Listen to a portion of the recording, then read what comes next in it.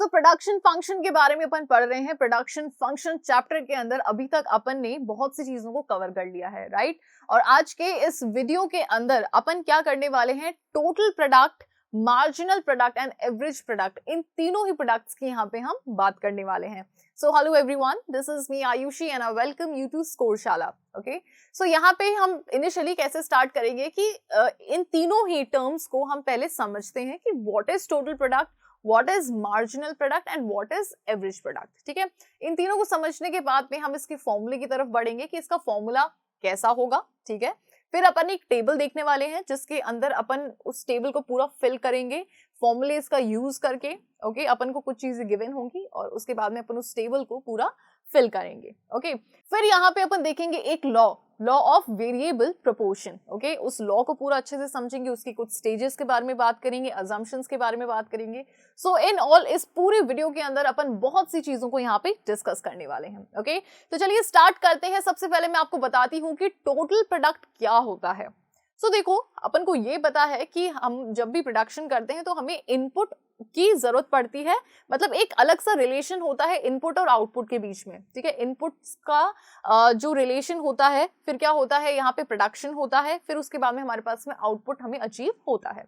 Input के अंदर भी अपन ने बात करी थी कि भाई देखो, शॉर्ट रन की जब अपन बात करते हैं तो जो फिक्स्ड फैक्टर होते हैं उनमें आप कुछ भी चेंज नहीं कर सकते हैं, लेकिन अगर आपको चेंजेस करने हैं अपने आउटपुट में, अपने आउटपुट को अगर आपको बढ़ाना है या कम करना है, तो फिर आप चेंजेस किस में करेंगे, वेरिएबल फैक्टर्स में आप चेंजेस करेंगे। ठीक है, सो वेरिएबल फैक्टर्स के अंदर अपन समझ लेते हैं कि जैसे फॉर एन एग्जांपल लेबर, अगर अपन का आउटपुट बढ़ाना है तो अपन लेबर बढ़ा सकते हैं। लेकिन फिक्स्ड फैक्टर यानी कि लैंड अगर अपन अज्यूम करें तो लैंड में अपन किसी भी तरीके का चेंज नहीं कर सकते हैं। ओके, सो यहाँ पे जब हम बात करते हैं टोटल प्रोडक्ट की, तो इसका मतलब ये है अपन यहाँ पे जो हमारा टोटल प्रोडक्ट है, जैसे हम यहाँ पे अज्यूम करके चलेंगे कि मान लो हमने हमारा जो फिक्स्ड प्रोडक्ट है उसका है 10। ठीक है, अपन पूरे थ्रू आउट यही अज्यूम करेंगे कि 10 हमारा फिक्स्ड प्रोडक्ट है। लेबर यहाँ पे अपन ने लगा ली मान लो 1, आउटपुट हमें यहाँ पे अचीव हो रहा है सपोज 12। ठीक है, अब अपन क्या करेंगे यहाँ पे, या फिर इसको थोड़ा सा कॉम्प्लेक्स नहीं बना के अपन यहाँ पे 5 कर लेते हैं। ठीक है, अब अपन यहाँ पे फिक्स रहेगा, लेबर बढ़ा दी 10, लेबर बढ़ा दी 15, लेबर बढ़ा दी 20। ओके, अब इसका अगर अपन को टोटल प्रोडक्ट निकालना होगा, ये अपन ने कर लिया टोटल प्रोडक्ट, अपन कैसे निकालेंगे, इन सभी को अपन प्लस कर देंगे। ओके, विच इज, सो इन सभी को अपन प्लस कर देंगे, विच इज इक्वल्स टू 50। तो यहाँ पे आपका टीपी क्या हो गया, 50 total product. Okay, so total product basically क्या होता है कि जैसे जैसे आप लेबर बढ़ाते हैं, जैसे जैसे आप इनपुट बढ़ाते हैं, तो उसका जो आउटपुट होता है, जब आप उन सभी आउटपुट को जब आप एड ऑन कर लेते हैं तो आपके पास में टोटल प्रोडक्ट निकल के आ जाता है। So sum of total output, ये अपना टोटल आउटपुट था, इसका sum is your total product. Sum of total output produced by all units of variable factor with some constant of fixed factors used in production. ठीक है, तो example TP हम कैसे निकालते हैं, 10 plus 12 plus 15 plus 12 plus 6 is equals to 65 units of the commodity। सो इस तरीके से हम क्या निकालते हैं, टोटल प्रोडक्ट। यहाँ पे हमारे पास में क्या है, वेरिएबल के अंदर चेंज है, वेरिएबल इनपुट्स के अंदर जो हमारा फिक्स्ड इनपुट है वो तो फिक्स ही रहेगा, उसके अंदर कोई चेंज नहीं है। तो इनके सम को, जो हमारे पास में टोटल आउटपुट निकल के आता है, टोटल आउटपुट के सम को हम यहाँ पे क्या अज्यूम करते हैं, it is total product. Clear, आगे बढ़ते हैं और बात करते हैं मार्जिनल प्रोडक्ट की। अब यहाँ पे अपन ने देखा था कि जैसे अपना ये तो फिक्स्ड है, मार्जिनल प्रोडक्ट में अपन ने देखा था जैसे प्लस, जब 1 लेबर थी 5, जब 2 लेबर हुई 10, 3, 15, 4 इक्वल्स टू 20। सो यहाँ पे आप देख पा रहे होंगे कि जैसे जैसे वेरिएबल के अंदर अपन चेंज कर रहे हैं, एक एक वेरिएबल बढ़ा रहे हैं, है ना, वेरिएबल यहाँ पे बढ़ रहा है, तो वैसे वैसे हमारे यहाँ पे टीपी भी बढ़ रहा है। अब ये जो वेरिएबल के बढ़ने में जो हमारे टीपी में चेंज हो रहा है, यानी कि 5 का, यहाँ पे भी 5 का। सो this is what, this is marginal product, ठीक है। चेंज इन टोटल प्रोडक्ट, जो हमारे टीपी में चेंज है ना, हमारे टोटल प्रोडक्ट में जो चेंज है, मोर यूनिट ऑफ वेरिएबल, जैसे जैसे हम वेरिएबल को बढ़ा रहे हैं और जैसे जैसे हमारा टीपी में चेंज आ रहा है, it is used fixed factor remaining constant, और जहां पे हम फिक्स्ड फैक्टर को कांस्टेंट कहते हैं, तो यहाँ पे this is known as marginal product. Example, हमारे पास क्या था, आउटपुट था 40, ठीक है, और एक आउटपुट था 45। यहाँ पे हम क्या यूज करे थे, 5 लेबर यूज करे थे, यहाँ पे अपन 6 लेबर यूज करने लग गए। तो यहाँ पे जब अपन ने एक लेबर में इंक्रीज किया है तो हमारा टोटल आउटपुट कितना इंक्रीज हो रहा है, 5। ओके, सो जब अपन ने 5 से 6 कर दी लेबर, तो हमारा जो टोटल आउटपुट का जो इंक्रीज हो रहा है, and this is known as marginal product. मतलब एक और एडिशनल वेरिएबल के चलते अपन का आउटपुट कितना इंक्रीज होता है, that is marginal product. So marginal product हम कैसे निकालते हैं, TPN माइनस TPN माइनस 1, ये हमारा मार्जिनल प्रोडक्ट का फॉर्मूला होता है, ठीक है। और अपन एक चीज और यहाँ पे देखने को मिलती है कि अपना जो भी मार्जिनल प्रोडक्ट होगा, जैसे ठीक है, अपना जो भी मार्जिनल प्रोडक्ट होगा उसका सम कितना होगा, टीपी के बराबर होगा। ओके, मतलब हम मार्जिनल प्रोडक्ट्स को ऐड कर करके, जैसे इन दोनों को अपन ने ऐड किया, 5 + 5 = 10, 5 + 5 = 5 is 15, यहाँ पे एक और 5 आ जाएगा, तो 5 + 5 + 5 + 5 is 20। तो हम मार्जिनल प्रोडक्ट्स को ऐड करके क्या निकाल लेते हैं, हम टीपी निकाल लेते हैं। सो यहाँ पे अपन ये भी कहेंगे, total product is the summation of marginal product, summation of marginal product, ठीक है। यहाँ पे एक और 5 कर देते हैं अपन, तो यहाँ पे ये 20 आ जाएगा। ओके, सो आई होप कि आपको मार्जिनल प्रोडक्ट क्या है, किस तरीके से हम निकालते हैं, आपको अच्छे से समझ में आया होगा। जब अपन टेबल देखेंगे तब आपको और अच्छे से क्लियर हो जाएगा, ठीक है। फिर अपने पास में थर्ड आता है एवरेज प्रोडक्ट। एवरेज प्रोडक्ट सबसे easy, average product is total output upon variable factor, ठीक है। सो एवरेज प्रोडक्ट हम कैसे निकालते हैं, टीपी अपॉन लेबर, ठीक है।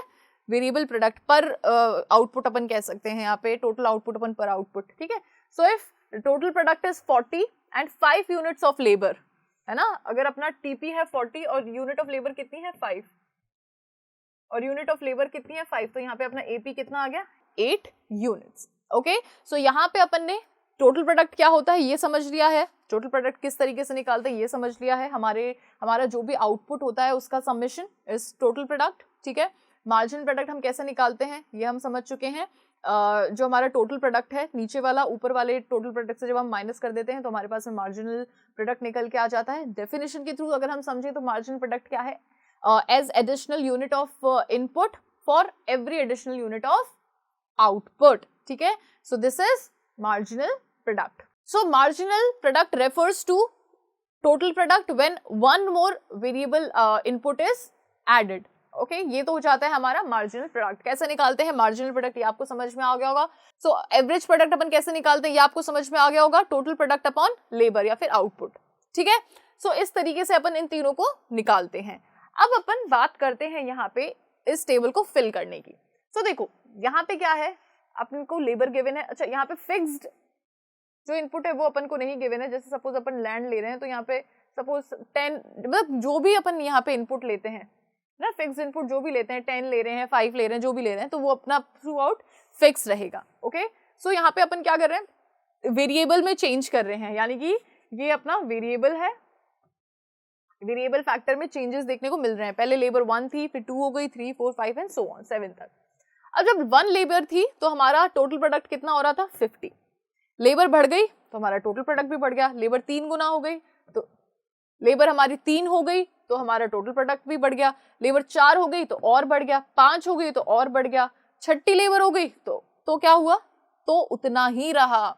उतना क्यों रहा, क्योंकि भाई मशीन्स मान लो 6, क्योंकि भाई मशीन्स मान लो उस वहां पे 5 ही है, पांचों मशीन पे एक बंदा लग गया। अब जो छठा आएगा वो क्या करेगा, वो तो काम, उसके पास तो कुछ है नहीं, मशीन है नहीं काम करने की, तो वो सबके पास में जा जाके उन्हें डिस्टर्ब करेगा। और जैसे ही उन्हें डिस्टर्ब करना स्टार्ट कर देगा, अच्छा इंटेंशनली वो डिस्टर्ब नहीं करेगा, लेकिन उसके पास में क्योंकि काम नहीं है करने के लिए, तो वो क्या करेगा, सबके पास में जाएगा, 10 मिनट इससे बात कर ली, 10 मिनट उससे बात कर ली, 10 मिनट, है ना, इन ऐसे कर करके इन पांचों के पास में जा जाके इनके 1-1 घंटा बर्बाद कर देगा। फिर क्या होगा, और बदले में उनको उसको जो छोटा मोटा काम दिया गया है वो काम कर लेगा। तो इससे क्या होगा कि टोटल प्रोडक्ट पे इसका इफेक्ट पड़ेगा। भाई पहले तो पांचों के पास में काम था, पांचों अपने काम में लगे रहते थे, तो हाईएस्ट यहाँ पे अपन ने प्रोडक्शन कर दिया। जैसे छठा एम्प्लॉय मतलब वो आई, लेबर आई, तो उसके पास तो इतना कोई काम ही नहीं है करने के लिए, अपना फट से काम करे वो, और फिर वो क्या करे, सबको डिस्टर्ब करना स्टार्ट कर दे। तो यहाँ पे क्या हो रहा है, यहाँ पे टोटल प्रोडक्ट बढ़ा ही नहीं, ठीक है। फिर भी उसने सोचा, प्रोड्यूसर ने सोचा कि यार अभी भी क्या, कोई बात नहीं, ऐसा करता हूँ मैं लेबर और बढ़ा देता हूँ तो मेरा काम और, है ना, मतलब मेरे को आउटपुट और मिल जाएगा। तो छठे की जगह अब 7 लेबर हो गई, तो यानी डिस्टर्ब करने वाले एक की जगह अब 2 हो गए। तो आप सोचो कि अब जो यहाँ पे टोटल प्रोडक्ट हमें अचीव होता था वो और कम होने लग जाएगा। तो यहाँ पे टोटल प्रोडक्ट आपका धीरे धीरे कम होने लग जाएगा। जैसे 8वीं लेबर आएगी और कम हो जाएगा, 9वीं लेबर आएगी तो और कम हो जाएगा, ठीक है। तो इनिशियली क्या था कि हमारा टोटल प्रोडक्ट बढ़ रहा था, एक पॉइंट पे आया, जब बढ़ना बिल्कुल बंद हो गया, सेम वही रहा, फिर धीरे धीरे डिक्लाइन होने लग गया, ठीक है। ये इसका टोटल प्रोडक्ट का नेचर है। अब अपन बात करते हैं एवरेज प्रोडक्ट की। सो एवरेज प्रोडक्ट का फॉर्मूला आपको पता है ना, टीपी अपॉन लेबर। सो यहाँ पे 50 अपॉन 1, 90 अपॉन 2, 120 अपॉन 3, 140 अपॉन 4, इस तरीके से अपन एपी यानी कि एवरेज प्रोडक्ट निकाल सकते हैं। अब एवरेज प्रोडक्ट में आप देखोगे ये क्या हो रहा है, ये डिक्लाइन हो रहा है। 50 से 45 हो गया, 45 से 40 हो गया, 40 से 35 हो गया, 35 से 30, 30 से 25, 25 से 21, ठीक है। सो ये इसका नेचर होता है। अब अपन बात करते हैं मार्जिनल प्रोडक्ट की। सो मार्जिनल प्रोडक्ट अपन को पता लग गया, हमारा फॉर्मूला क्या था, TP1 माइनस TP0, 50 माइनस 0, ऊपर तो कुछ भी नहीं है, सो 50 माइनस 0 इज 50। फिर TP2 minus TP1, 90 minus 50 is 40, 120 minus 90 is 30, 140 minus 120 is 20, ठीक है। सो इस तरीके से आप मार्जिनल प्रोडक्ट निकालोगे।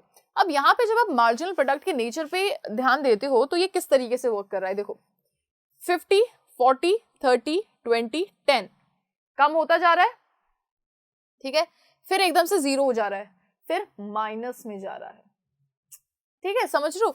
अब यहाँ पे अपन है ना आगे क्या करने वाले हैं, आगे की स्लाइड्स में अपन यहाँ पे स्टेजेस बनाएंगे कि भाई किस स्टेज में ये तीनों बढ़ रहे हैं, किस स्टेज में कांस्टेंट है, किस स्टेज में डिक्रीज होने वाले हैं, ठीक है। और ये पढ़ेंगे अपन उस लॉ के अंदर, जो मैंने अभी आपको लॉ बताया था ना शुरू में, नाम उसका मैं आगे आपको बताती हूँ, ठीक है। सो ये टेबल आई होप आप समझ गए होंगे। वेल इस टेबल को यहाँ पे बनाने का मेरा मेन मोटिव ये था कि आपको मैं ये बता सकूं कि अगर अपन को एवरेज प्रोडक्ट निकालना है तो अपन कैसे निकालते हैं, अगर अपन को मार्जिनल प्रोडक्ट निकालना है तो हम कैसे निकालते हैं। एक चीज और अपन ने देखी थी, that total product is summation of MP। ये भी देख लेते हैं, देखो 50, 50, 50 plus 40 is 90, 50 plus 40 plus 30 is 120, 50 plus 40 plus 30 plus 20 is 140, ठीक है। 140 plus 10 is 150, 150 plus 0 is 150, 150 minus 3 is 147, okay. So इस तरीके से हम इसको भी यहाँ पे प्रूव कर सकते हैं। आई होप कि ये टेबल आपको अच्छे से समझ में आ गई होगी। आगे बढ़ते हैं अब, ओके। अब यहाँ पे अपन उस लॉ की बात करेंगे जो कि मैंने आपसे इस वीडियो के स्टार्टिंग में बात करी थी, ठीक है, रिटर्न्स टू अ फैक्टर। अगर आपको याद हो तो पिछले वीडियो के अंदर अपन ने जब अपन वाइटल डिफरेंस देख रहे थे शॉर्ट रन प्रोडक्शन फंक्शन में and long run production function में, जब अपन डिफरेंस देख रहे थे तो उसके अंदर एक डिफरेंस था जिसके अंदर हमने ये देखा था कि भाई शॉर्ट रन प्रोडक्शन फंक्शन के अंदर अपन को क्या मिलता है, रिटर्न्स टू फैक्टर मिलते हैं। क्योंकि भाई उसके अंदर क्या होता है, एक तो होता है हमारे पास में लेबर, एक होती है कैपिटल। शॉर्ट रन की मैं बात कर रही हूँ, शॉर्ट रन में ये तो कांस्टेंट हो गई, अब हमें आउटपुट बढ़ाना है तो हमें लेबर बढ़ानी पड़ेगी। तो लेबर को बढ़ाने से मतलब फैक्टर हम बढ़ा रहे हैं, समझ लो, इनपुट फैक्टर हम बढ़ा रहे हैं कहीं ना कहीं, और उससे हमें रिटर्न मिल रहे हैं। रिटर्न मिलने का मतलब क्या है, हमारा आउटपुट बढ़ रहा है। इसी वजह से इसका क्या नाम रखा है, रिटर्न्स टू द फैक्टर। यही है जब अपन लॉन्ग रन में भी एक लॉ पढ़ेंगे और उस लॉ का नाम होगा रिटर्न्स टू स्केल, ठीक है। इस लॉ की जब अपन बात करते हैं तो इसको और किस नाम से जानते हैं अपन, the law of variable proportion. ये भी अपन ने देखा था, ठीक है। वेरिएबल प्रोपोर्शन अपन ने देखा था कि भाई जैसे 10, 10, 10, 10, ये तो हो गया हमारा फिक्स्ड। वेरिएबल के अंदर हम चेंज कर रहे हैं, है ना, कैसे 2 4 6 8, ठीक है। तो हम क्या कर रहे हैं, प्रपोर्शन चेंज कर रहे हैं, लेकिन इसके अंदर भी सिर्फ वेरिएबल के अंदर चेंज कर रहे हैं। वहीं लॉन्ग रन के अंदर अपन ने क्या देखा था, जो फैक्टर रेशियो था वो अपना कांस्टेंट था, जैसे 4:5, 8:10, ठीक है। तो यहाँ पे जो फैक्टर रेशियो था वो कांस्टेंट था लॉन्ग रन में। यहाँ पे हमें वेरिएबल प्रोपोर्शंस, मतलब वेरिएबल के अंदर ही अपन चेंज करें तो वेरिएबल प्रोपोर्शन हमें मिलता है। तो इसको अपन लॉ ऑफ वेरिएबल प्रोपोर्शन के नाम से भी जानते हैं, एंड इसको law of diminishing marginal product के नाम से भी जानते हैं। डिमिनिशिंग मार्जिनल प्रोडक्ट क्यों, यहाँ पे आपने देखा होगा कि आपका जो मार्जिनल प्रोडक्ट है वो डिमिनिश हो रहा है, डिक्रीज हो रहा है ना। तो इसीलिए इसको अपन law of diminish marginal product के नाम से भी जानते हैं। अब मैंने आपको यहाँ पे तीनों चीज बता दी हैं कि इसको रिटर्न्स टू फैक्टर क्यों कहते हैं, वेरिएबल प्रोपोर्शंस क्यों कहते हैं इसको, और डिमिनिशिंग मार्जिनल प्रोडक्ट इसको अपन क्यों कहते हैं। चाहे इन तीनों में से आप कोई भी नाम लीजिए, ठीक है, आपके एग्जाम में इन तीनों में से किसी भी नाम से आपके क्वेश्चन आए, आपको बताना यही वाला लॉ है, क्योंकि इन अ वे तीनों का मतलब तो एक ही है ना। अब देखो, इस लॉ के अंदर तीन चीजों के बारे में हम बात कर रहे हैं, यानी कि इस लॉ को अपन ने 3 पार्ट्स में डिवाइड किया है, ठीक है। सबसे पहली चीज जो इस लॉ के अंदर देखी जाती है वो ये है, it states that as more and more of variable factor is combined with fixed factor. Fixed factor है हमारे पास में। अब जैसे जैसे इसके साथ में हम वेरिएबल फैक्टर कंबाइन कर रहे हैं, as more and more variable factor is combined with fixed factor, marginal product of variable factor may initially rise।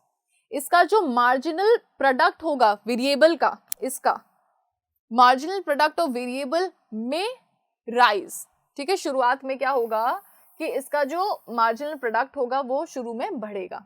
यहां पे आप समझोगे, देखो ये क्या हो गया हमारा fixed factor, ये हमारी देखो यहाँ पे मैं नोट डाउन कर देती हूँ आपके लिए, ये हो गया फिक्स्ड फैक्टर, ये हो गया वेरिएबल फैक्टर, ठीक है। अब क्या हो रहा था कि हम जब हमारे पास में 1 लैंड 1 लेबर, तो हम यहाँ पे 2 का प्रोडक्शन कर रहे थे, 1 लैंड 2 लेबर 5 प्रोडक्शन कर रहे थे, 1 लैंड 3 लेबर 9 प्रोडक्शन कर रहे थे, 1 लैंड 4 लेबर 10 का प्रोडक्शन, 1 लैंड 5 लेबर 14 का production, 1 land 6 labour 15 production, then 7 labour आने के बाद में मामला गड़बड़ा गया, प्रोडक्शन सेम वही रहेगा। 8वीं लेबर आने के बाद में तो बिल्कुल ही खराब हो गया, मतलब कम होने लग गया। तो यहाँ पे जब आप इस टोटल प्रोडक्ट का जब आप मतलब मार्जिनल निकालेंगे, 5 - 2 is 3, 9 - 5 is 4, 10 - 9 is okay. So यहाँ पे आप देखो 2 से 3 से 4 इनिशियली क्या हो रहा है, आपका एमपी बढ़ रहा है, यही हमने बात करी, ठीक है। इनिशियली आपका मार्जिनल प्रोडक्ट जो है इट इज इंक्रीजिंग, ओके। अब आप कहोगे कि मैम यहाँ पे इस वाली टेबल में तो ऐसा नहीं हो रहा था, इस वाली टेबल में तो मार्जिनल प्रोडक्ट जो है वो हमारा बढ़ रहा, मतलब कम हो रहा था धीरे धीरे, है ना। तो अब देखो यहाँ पे क्या था, इस टेबल के अंदर मैंने सिर्फ आपको ये बताया है कि अपन कोई भी अगर अपन को टीपी निकालना है, एमपी निकालना है या फिर एपी निकालना है तो हम कैसे निकालेंगे, ठीक है। इस टेबल में हम रिलेशन नहीं बता रहे थे, समझ लो, इस टेबल में अपन रिलेशन नहीं बता रहे थे, लेकिन यहाँ पे मैं आपको रिलेशन एक्सप्लेन कर रही हूँ इस टेबल के अंदर, ठीक है। इसलिए हमें इस तरीके से बनानी पड़ी है टेबल कि हमें मार्जिनल प्रोडक्ट इनिशियली हमें बढ़ता हुआ दिखाना था, फिर हमें इस पॉइंट पे, मिडिल पॉइंट पे मार्जिनल प्रोडक्ट हमें डिक्रीज होते हुए दिखाना था, फिर हमें नेगेटिव दिखाना था, ठीक है। ये चलो इसको आप समझते हैं। सो आई होप कि पहला पॉइंट आपको क्लियर हो गया होगा। अब आते हैं नेक्स्ट पॉइंट पे। सो इवेंचुअली क्या होता है, अ सिचुएशन मस्ट कम, एक ऐसी सिचुएशन आती है when marginal product of variable factor starts declining, जब वेरिएबल फैक्टर का जो मार्जिनल प्रोडक्ट है वो डिक्लाइन होना स्टार्ट कर देता है, implying that total output increases only at decreasing cost. अब यहाँ पे सबसे पहले एक पॉइंट के बाद में, पहले 2 से 5 हो रहा था, है ना, 5 से 9 हो रहा था, अब 9 से 10, यानी कि सिर्फ 1 का चेंज, 10 से 14। सो यहाँ पे बढ़ तो अभी भी रहा है, टोटल आउटपुट, लेकिन डिक्रीजिंग कॉस्ट पे, और वहीं हम इस पे मार्जिनल प्रोडक्ट की तरफ देखें तो वो डिक्रीज होना स्टार्ट हो गया है। ठीक है, थर्ड पॉइंट इसका क्या कहता है, इनफैक्ट अ स्टेज में कम, एक स्टेज ऐसी आएगी जब आपका एमपी जो है वो जीरो हो जाएगा, मार्जिनल प्रोडक्ट जो है आपका वो बिल्कुल जीरो हो जाएगा, implying that total output stop increasing। इसका मतलब क्या है कि आपका उस पॉइंट के बाद में टोटल आउटपुट आपका बढ़ना बंद हो जाएगा। कौन सा है वो ये पॉइंट, ये वाला, जब आपका मार्जिनल प्रोडक्ट जीरो हो गया, इस पॉइंट के बाद में टोटल आउटपुट आपका बढ़ना कम हो जाएगा, मतलब बंद हो जाएगा, क्योंकि अब ये डिक्रीज होगा, है ना। और इवन नेगेटिव, या फिर ये नेगेटिव भी हो सकता है, implying that total output starts declining। ठीक है, हमारा यहाँ पे टोटल आउटपुट डिक्लाइन होना स्टार्ट कर दे रहा है। तो इसको अपन समझते हैं। सबसे पहले क्या हो रहा था, फर्स्ट स्टेज में हमारा टोटल आउटपुट बढ़ रहा था, हमारा मार्जिनल प्रोडक्ट भी बढ़ रहा था। ठीक है, टीपी इंक्रीजिंग, एमपी इंक्रीजिंग। ठीक है, एक ओवरव्यू दे रही हूं मैं आपको, क्योंकि इसको भी हम अपन आगे थोड़ा और डिटेल में बात करेंगे। फिर क्या हो रहा है नेक्स्ट स्टेज में, इस स्टेज में TP increasing but at diminishing rate, TP increasing लेकिन डिमिनिशिंग रेट पे। यहां पे एमपी आपका क्या होने लग गया, डिक्रीज होने लग गया। ठीक है, फिर थर्ड स्टेज में क्या हो रहा है, जो आपका टोटल प्रोडक्ट है it is zero and decreasing. Third में क्या हुआ, TP is zero and decreasing further. यहाँ पे एमपी आपका क्या हो गया, नेगेटिव। ये देखिए यहाँ पे आपका एमपी क्या हो जाता है, नेगेटिव हो जाता है। तो फर्स्ट स्टेज को हम क्या कहते हैं, increasing MP implying increasing returns to factor, यानी कि फर्स्ट स्टेज में हमें क्या मिल रहा है, इंक्रीजिंग रिटर्न्स मिल रहे हैं। सेकंड में हमें क्या मिल रहा है, डिमिनिशिंग रिटर्न्स मिल रहे हैं। थर्ड में हमें क्या मिल रहा है, नेगेटिव रिटर्न्स मिल रहे हैं। इस वेरिएबल से हमें इनिशियली फर्स्ट स्टेज में इंक्रीजिंग रिटर्न्स मिल रहे थे, increasing returns of factor, diminishing returns of factor and then negative returns of factor। okay, so I hope कि ये टेबल आपको अच्छे से समझ में आई होगी। 3 स्टेजेस में अपन को डिवाइड करना है इसको। ठीक है, अब क्या करेंगे अपन, इसका एक ग्राफ देखेंगे और साथ साथ में इसका ग्राफ हम बनाएंगे भी। ठीक है, सो देखो टोटल प्रोडक्ट हम ऊपर ले लेंगे और मार्जिनल प्रोडक्ट हम नीचे ले लेंगे। ठीक है, तो यहाँ पे अपन टीपी बनाएंगे सबसे पहले, टोटल प्रोडक्ट, ये बढ़ता हुआ ये घटता हुआ। ठीक है, यहाँ पे अपन बनाएंगे एमपी। सो एमपी में भी एक पॉइंट ऐसा, जैसे यहाँ पे ये यूं, फिर एक पॉइंट ऐसा जो कि इसको टच करे,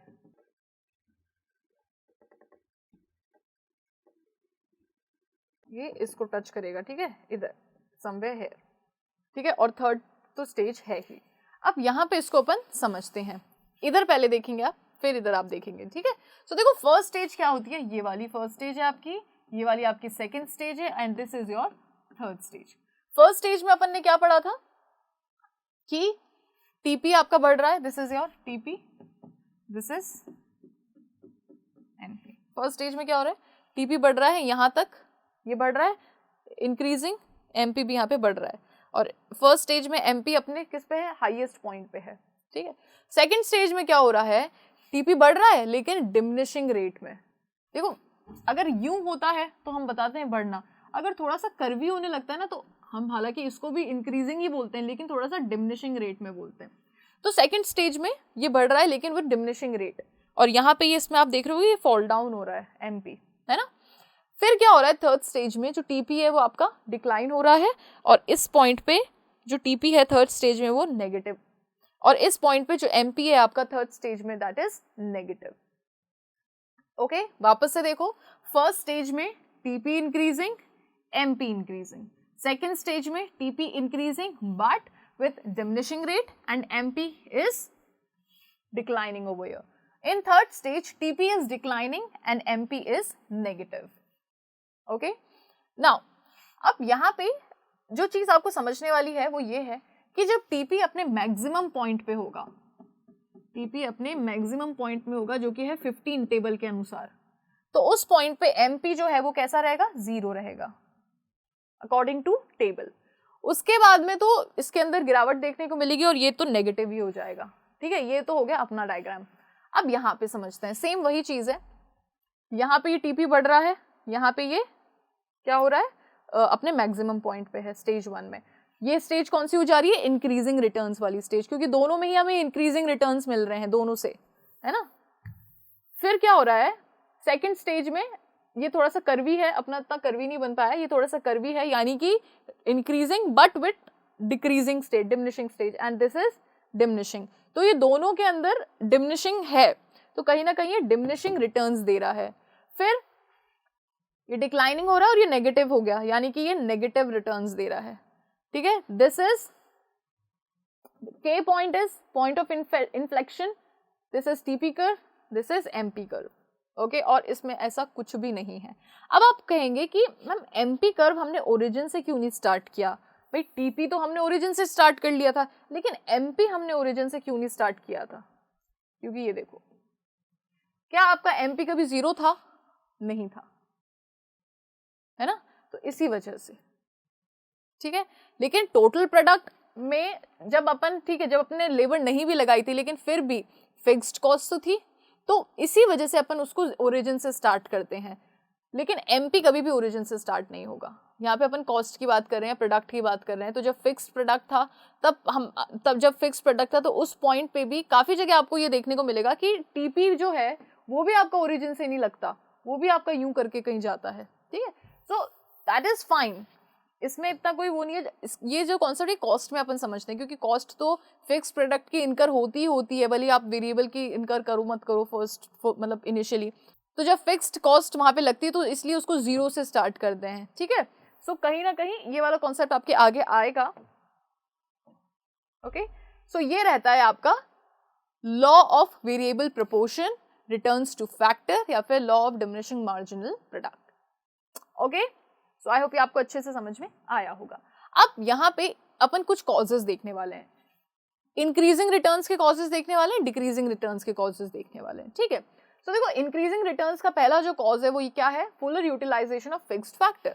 हमारा जो फिक्स्ड फैक्टर है उसको अपन पूरी तरीके से यूटिलाइज कर रहे हैं, okay, along with variable factors.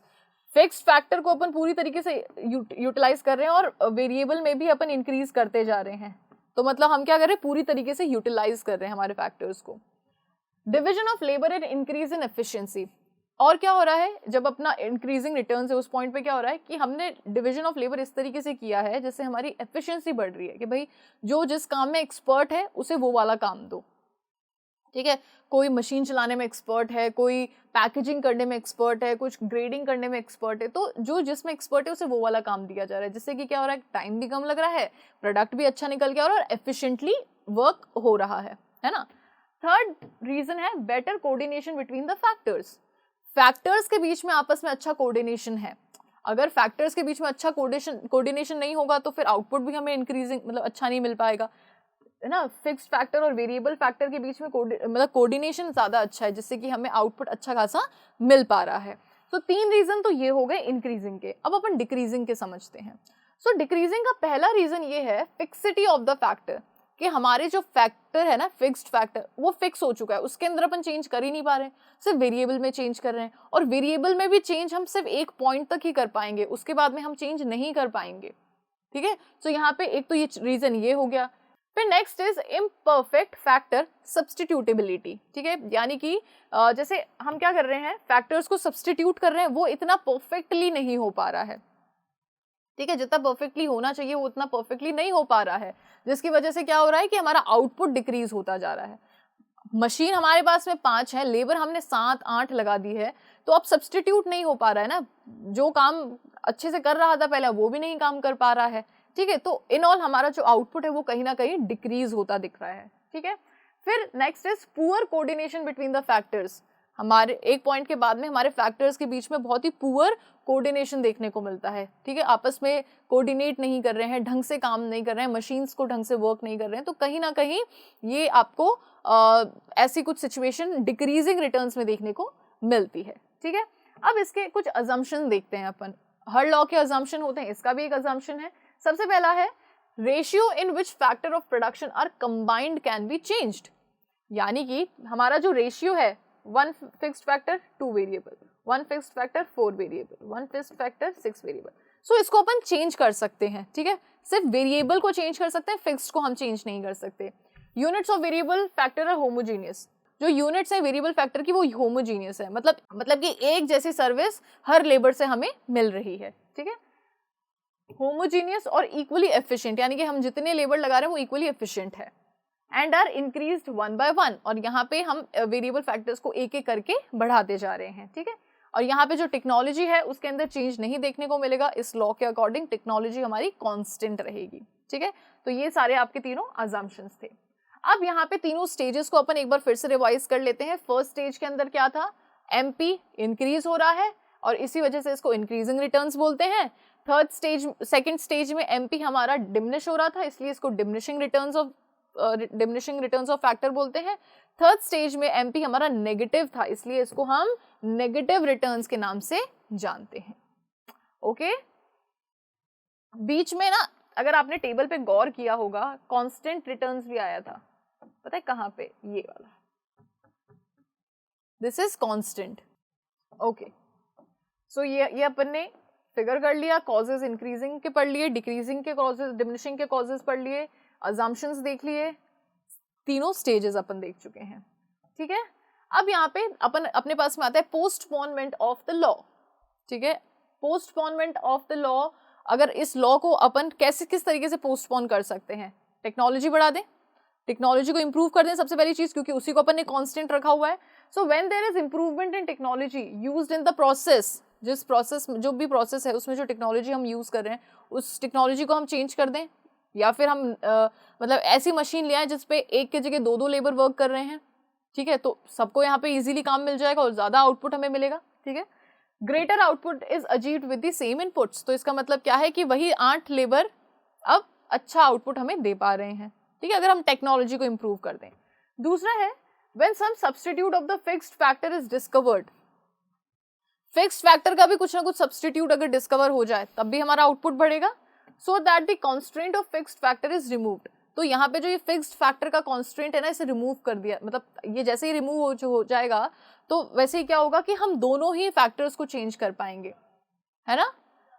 Such a situation is very rare, और इस तरीके की सिचुएशन बहुत रेयर होती है और इम्पॉसिबल होती है। अब लैंड का तो कोई सब्स्टिट्यूट हो नहीं सकता, है ना, हवा में तो अपन we can not do production in air, ठीक है, so we need land.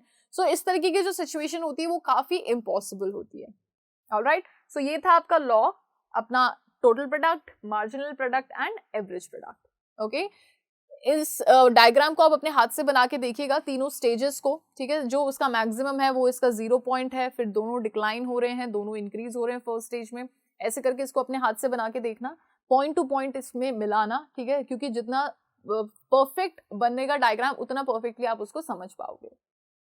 Okay, so I hope कि आज का ये वीडियो आपको अच्छे से समझ में आया होगा। अगर कहीं पे किसी भी पॉइंट पे डाउट है तो वो आप पूछ सकते हैं।